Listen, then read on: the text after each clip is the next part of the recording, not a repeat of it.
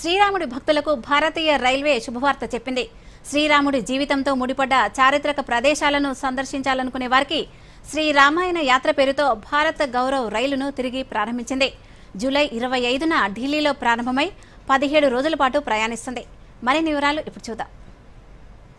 కేంద్ర ప్రభుత్వం ప్రతిష్టాత్మకంగా చేపట్టిన దేఖో అప్నా దేశ్ ఏక్ భారత్ శ్రేష్ఠ భారత్ విజన్లను ప్రోత్సహించడంలో భాగంగా రైల్వే శాఖ భారత గౌరవ్ టూరిస్టు రైళ్లను నడుపుతోంది. అందులో భాగంగా శ్రీరాముడి జీవితంలో ముఖ్య ఘట్టాలు జరిగిన ప్రాంతాల మీదుగా ప్రయాణించే శ్రీరామాయణ యాత్రను ఐఆర్సీటీసీ అందుబాటులోకి తెచ్చింది. జూలై 25న భారత్ గౌరవ్ డీలక్స్ టూరిస్టు రైలు ఢిల్లీలోని సఫ్దర్జంగ్ రైల్వే స్టేషన్ నుండి బయలుదేరుతోంది. శ్రీరామాయణ యాత్ర 17 రోజుల పాటు కొనసాగుతుంది.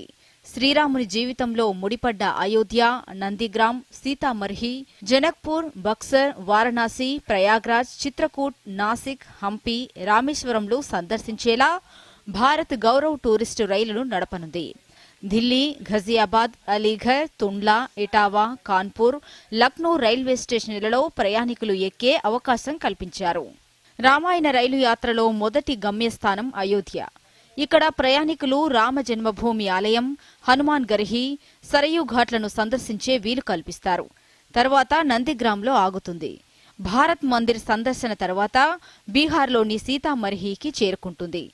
అక్కడ నుండి పర్యాటకులను సీతా జన్మస్థలం నేపాల్లోని రామ్ జానకి ఆలయానికి రోడ్డు మార్గం ద్వారా తీసుకెళ్తారు. సీతామర్హి తర్వాత రైలు బక్సర్కు వెళ్తుంది. అక్కడ రామరేఖా ఘాట్, రామేశ్వరనాథ్ ఆలయం ఉంటాయి. తదుపరి గమ్యస్థానం వారణాసి.